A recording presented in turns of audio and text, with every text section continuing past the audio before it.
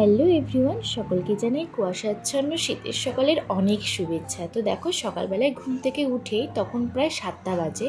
আমি বাইরে বেরিয়ে এসে দেখি এত সুন্দর কুয়াশায় চারিদিকে ঢেকে রয়েছে। দেখতে পাচ্ছ ধান ক্ষেতের উপরে কি সুন্দর কুয়াশাচ্ছন্ন। আর এদিকে না সিম গাছ লাগিয়েছে, কয়েকটা সিমও হয়েছে। তো আমি ব্রাশ করতে করতে বাইরে গিয়েছিলাম এই দৃশ্য দেখতে। তারপরে ব্রাশ করে ভেতরে আসি। এবার মুখটা ধুয়ে নেব। আর মুখ ধুয়ে যেটা প্রথমেই কাজ, সর্বদা সকলেরই সকালের এটা মেন প্রয়োজনীয় কাজ, সেটা হচ্ছে চা। তো আজকে দুধ চাই করছি। আসলে এই দুধ চাটা আমি আর বাবা খাই, এবং তারপরে কিন্তু লাল চাও করা হয়, যে লাল চাটা বাড়ির আর সবাই খায়।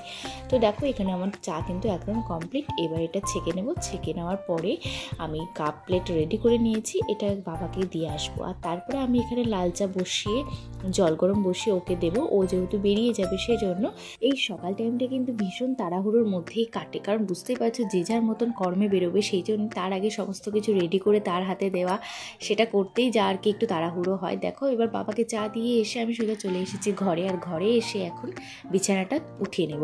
জানো তো, শীতকালে এই বিছানা তুলতে ভীষণ বিরক্ত লাগে, কারণ এত মোটা মোটা লেপ কম্বল সব একসাথে থাকে। বুঝতেই পারছো, এই ভারী ভারী জিনিস ভাঁজ করা, আবার যখন ঘুমানো হবে আবার সেটা খোলা, ভীষণই একটা বিরক্তির কাজ লাগে। মাঝে মাঝে তো আমার অসহ্য হয়ে যায়।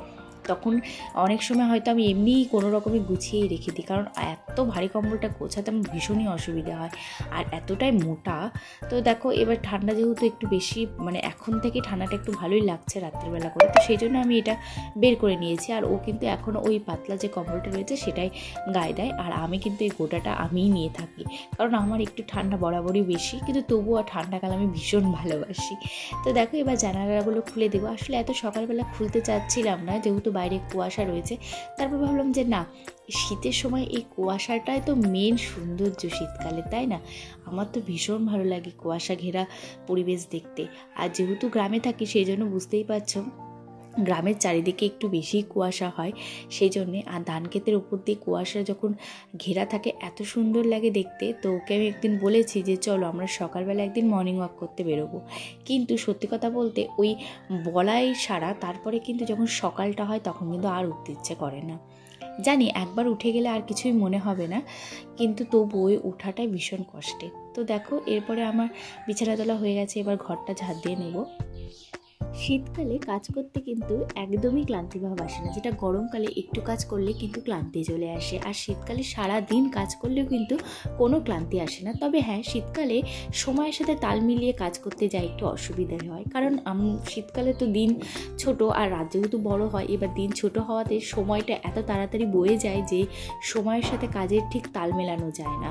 যে ওই জন্যে আর শীতকালে দেখবে একটু সকাল সকাল উঠতেও খুব কষ্ট হয়, সেই জন্যে আর কি একটু দেরি করে ওঠা হয়। আর তারপর থেকে শুরু হয়ে যায় কিন্তু এই তাড়াহুড়ো। তো দেখো, আমি যেহেতু 7টায় ঘুম থেকে উঠেছি, আর 8টার মধ্যে আমার সমস্ত কাজকর্ম কমপ্লিট হয়ে যায়, বা কমপ্লিট আমাকে করতেই হয়, যেহেতু আমি তারপরে স্নান করে আমাকে যেহেতু রান্নার যেতে হয়, আর একটা টাইমের মধ্যে খাওয়া দাওয়া হলে সেটা বুঝতেই পারছো কতটা চাপের হয়। তো দেখো, এখন বাজে 8টা 10। তো আমি এখন সোজা চলে যাব স্নানে, কারণ আজকে আবার 10 মিনিট দেরি হয়ে গেছে। আর শীতকালের 10 মিনিট দেরি হয়ে যাওয়া মানে সব কাজে কিন্তু 10 মিনিট করে দেরি হয়ে যাওয়া, সেই জন্যে ঘড়ির সাথে তাল মিলিয়েই কিন্তু কাজ করতে হয়। তো দেখো, আমি কোনো রকমের ঝটপট করে স্নান করে এসে এখন একটু স্কিন কেয়ার করে নেব, যেটা এত প্রয়োজন শীতকালে বা গরমকালে, যখনই হোক না কেন, যেমন পরিস্থিতি থাক না কেন, স্কিন কেয়ার তো অবশ্যই প্রয়োজন। কারণ ওই যে সবসময় আমি একটা কথা তোমাদের সাথে শেয়ার করে এসেছি, যে নিজেকে যদি ভালো না রাখো, তাহলে কিন্তু তুমি অপরকে ভালো রাখতে পারবে না। তাই নিজেকে যদি ভালো রাখো, বা নিজেকে যদি আয়নার সামনে দাঁড়িয়ে মনে হয় যে না, আমাকে আজকে ভালো লাগছে, বা আমি আজকে ফ্রেশ, তাহলে দেখবে নিজের মনটাও ভীষণ ভালো লাগে। তো দেখো, আর সকালবেলা স্নান করেছি তো এতটা পরিমাণে ঠান্ডা লাগছিল। মোটরের জল বুঝতেই পারছো ভীষণ পরিমাণে ঠান্ডা হয়ে থাকে। আর তার মধ্যে মোটরটা চালু করলে যদিও মার্শালের একদম ডাইরেক্ট জলটা পাওয়া যাবে, কিন্তু আমি চালু করিনি, যেহেতু রাত্রেবেলায় ভরিয়ে রেখেছিলাম, সেই জন্যে ওই ঠান্ডা জলে স্নান করে আমার আরও বেশি ঠান্ডা লাগছে।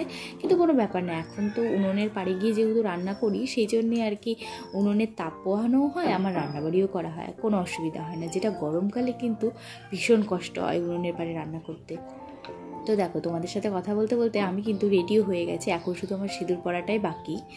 আর তোমরা বলো, তোমাদের কার কার শীতকাল ভীষণ পছন্দ বা গরমকাল ভীষণ পছন্দ, সেটা কিন্তু অবশ্যই কমেন্ট করে জানাও। তবে আমার কিন্তু গরমকাল একদমই পছন্দ না, আমার শীতকালই পছন্দ। কারণ শীতকালে খেয়ে ঘুরে ঘুমিয়ে থেকে সব কিছু করেই কিন্তু ভীষণ মজা লাগে, তাই না? বলো তোমাদের কি মনে হয়, সেটা কিন্তু অবশ্যই কমেন্ট করে জানাও। তো দেখো এবার আমি সোজা চলে এসেছি রান্নাঘরে। হ্যাঁ, উনুনে কিন্তু আমি ভাতটা বসিয়ে দিয়েছি, আর তখন বেজে গেছে ওই 9:15টার মতন। এবার যেহেতু ভাতটা হতে একটু সময় লাগবে, তো আমি ভাবলাম এই সময়টা নষ্ট না করে গ্যাসে আমি মাছগুলো পটাপট করে ভেজে নিই। কারণ দেখো বলছি, সময়ের সাথে আমাদেরকে তাল মিলিয়ে চলতেই হবে, নইলে কিন্তু সব এলোমেলো হয়ে যাবে। তো ওখানে মাছগুলোকে তেলে ছেড়ে দিয়েছি, আর এখানে দেখো একটু জল গরম করে নিয়ে আমি কিন্তু ফুলকপিগুলোই জল গরমের মধ্যে দিয়ে দিলাম। তোমাদের এখানে একটা ছোট্ট টিপস জানিয়ে রাখি, ফুলকপি যদি এরকম জল গরমের মধ্যে তোমরা দিয়ে রাখো না, তার সাথে যদি একটু লবণ বা হলুদ দিয়ে রাখো, তাহলে কী হবে, ফুলকপির মধ্যে যদি পোকা থাকে সেগুলো কিন্তু বেরিয়ে আসবে, আর ফুলকপি একটু ভাপানোও হয়ে যাবে, যার ফলে কিন্তু গ্যাসে হওয়ার কোনো সম্ভাবনাই থাকবে না। তো সেই জন্য আমি একটু এরকম গরম জলে ভাপিয়ে নিই। আর এটা যদিও আমি একজনের কাছ থেকেই শিখেছি। তো দেখো তারপরে কিন্তু কড়াই নিয়ে আমি চলে এসেছি উনুনে, যেহেতু ভাতটা নামিয়ে নিয়েছি, উনুনের আঁচটা নষ্ট হবে কেন, সেই জন্য এখানে তারপরে আমি ফুলকপিগুলো এখানে এসে ভেজে নিলাম। ভেজে নিয়ে কিন্তু এবার ঝোলের জন্য আলুগুলো দিয়ে এখানে ভালো করে ভেজে নিয়ে জল দিয়ে একটু সেদ্ধ হওয়ার জন্য দেবো। তারপরে কিন্তু এখানে ভাজা ফুলকপিগুলো দিয়েও তারপরে আমি এগুলো নাড়াচাড়া করে মশলা দিয়ে ভালো করে কষিয়ে নিয়ে জল ঢেলে ঢেকে রাখবো সেদ্ধ হওয়ার জন্য। বুঝতেই পারছো এখনকার ফুলকপিগুলো একটু সেদ্ধ হতে সময় লাগে, সেই জন্য যদিও আমি আগে গরম জলে ভাপিয়ে নিয়েছি, তো সেই জন্য অতটা সময় আমার লাগেনি। তো দেখো এখানে কিন্তু মশলা কষানো আমার কমপ্লিট হয়ে গেছে, আর সব কিছু মোটামুটি সেদ্ধ হয়ে গেছে। এবার আমি এখানে পরিমাণ মতন জল দিয়ে ঝোলটার জন্য জল দিয়ে দিয়েছি। এবার ঝোলটা ফুটে উঠলে এখানে কিন্তু মাছগুলো আমি দিয়ে দেবো। মাছগুলো দিয়ে ফুটিয়ে নিয়ে দেখো আমার ফুলকপি আলু দিয়ে মাছের ঝোল কিন্তু একদম রেডি। তো আজকে একদম সিম্পল রান্না রেখেছি, যেহেতু রাত্রে বিয়ে বাড়ি রয়েছে সেই জন্যেই। তো মাছের ঝোল, পাঁপড় ভাজা আর ভাত। আর এখন আমি এখানে জলমুড়ি নিয়ে নিয়েছি, এটা ঘরে গিয়ে বসে খাবো। তো জলমুড়ি খেয়ে ঠান্ডা লাগছিল জন্য সোজা চলে এসেছিলাম ছাদে, আর ওও চলে এসেছিলো। তো ছাদে এসে ওই যে তোমাদের সাথে ধান সেদ্ধ করা শেয়ার করেছিলাম না, সেই ধানটাই দেখো মা ছাদে মেলে দিয়েছে, আর এখন এইভাবে পা দিয়ে সরিয়ে আর কি রোদে শুকিয়ে নিচ্ছে। তারপরে কিন্তু এটা হচ্ছে ভাঙানো হবে এবং চাল করা হবে। আর এদিকে দেখো আমাদের বাড়ির ছোট্ট সদস্য, মানে আমাদের বাড়ির যে কুকুরটা রয়েছে তার 7টা বাচ্চা ছিল, তার মধ্যে কিন্তু সবাই মারা গেছে আর একটাই রয়েছে। সেই জন্যে আমার বর একটু ওর বেশি যত্ন খেয়াল নিচ্ছে। আর ওর ঠান্ডা লাগছিল দেখে ওকে কিন্তু ছাদে এনে রোদ পোহাতে দিয়েছে। আর এদিকে ওর গায়ে কিছু কিছু জায়গায় ঘা হয়ে গেছে, সেই জায়গাগুলো ওষুধ লাগিয়ে ওকে ভালো করে পরিচর্যা করছিল, কারণ ও এখন একটাই রয়েছে, সেই জন্য ও একটু যত্নটা বেশিই পাচ্ছে। আর দেখো এও এত পাকা হয়েছে, রোদ পেয়ে ও এত আনন্দ এত আরাম পেয়েছে যে নিজের গা কিন্তু পুরো ছেড়ে দিয়ে চুপটি করে বসেছিল। তো এই ছিল আজকের ভিডিও। তোমাদের কেমন লাগলো সেটা অবশ্যই কমেন্ট করে জানাও, আর ভালো লাগলে লাইক কমেন্ট শেয়ার করতে একদম ভুলবে না। আর হ্যাঁ, অবশ্যই আমার চ্যানেলটিকে সাবস্ক্রাইব করে দিও।